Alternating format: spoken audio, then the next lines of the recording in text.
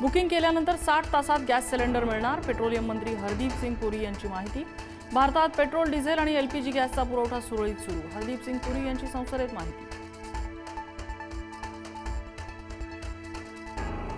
Gas सिलेंडरसाठी नागरिकांची गर्दी। कोल्हापुरात पोलीस बंदोबस्तात गॅस सिलेंडर वितरण। तर बुकिंग करून 8 दिवस झाल्यानंतरही सिलेंडर मिळाल्यानं पुण्यात नागरिकांच्या रांगा।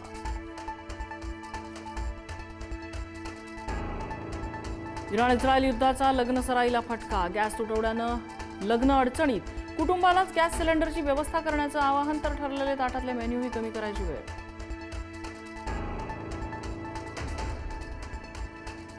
युद्धामुळे गॅस टंचाई, गॅसच्या तुटवड्याअभावी पुण्यातील अनेक हॉटेल्स बंद। गॅस मिळत नसल्यानं पुण्यातील बादशाही हॉटेल 2 दिवस बंद।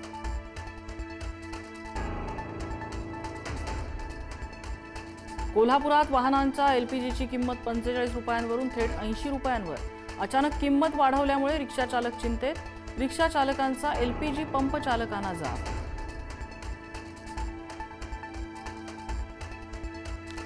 गॅस टंचाई विरोधात दिल्लीपासून गल्लीपर्यंत काँग्रेसचं आंदोलन। दिल्लीत संसदेबाहेर काँग्रेस खासदारांचं आंदोलन। नागपूर आणि संभाजीनगरातही काँग्रेस कार्यकर्ते आक्रमक। प्रतिकात्मक चूल पेटवत निषेध।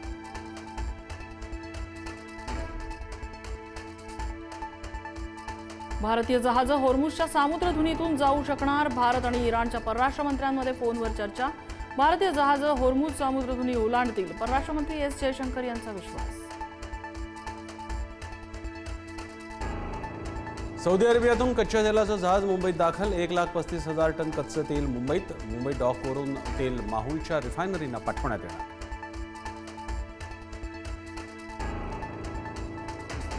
सध्याच्या परिस्थितीला घाबरवण्याचा प्रयत्न करणाऱ्यांवर बारकाईने लक्ष ठेवा। पंतप्रधान मोदींच्या सर्व मंत्र्यांना महत्त्वाच्या सूचना।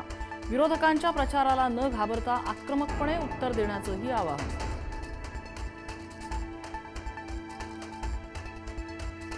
अमेरिकेचे राष्ट्राध्यक्ष डोनाल्ड ट्रम्प यांच्याकडून विजयाचा दावा। युद्धाच्या पहिल्या 1 तासातच उद्देश साध्य झाल्याचा दावा। डोनाल्ड ट्रम्प यांचं मोठं विधान।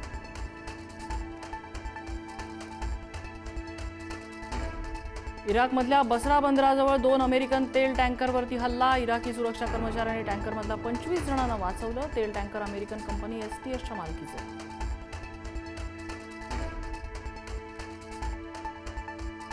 आखाती युद्धात 1100 पेक्षा जास्त मुलं जखमी किंवा मृत्यू झाल्याची युनिसेफची माहिती। इराणमध्ये सर्वाधिक 200 मुलांचा मृत्यू। शिकूया एआयची क्रांती, चला करूया MSCIT।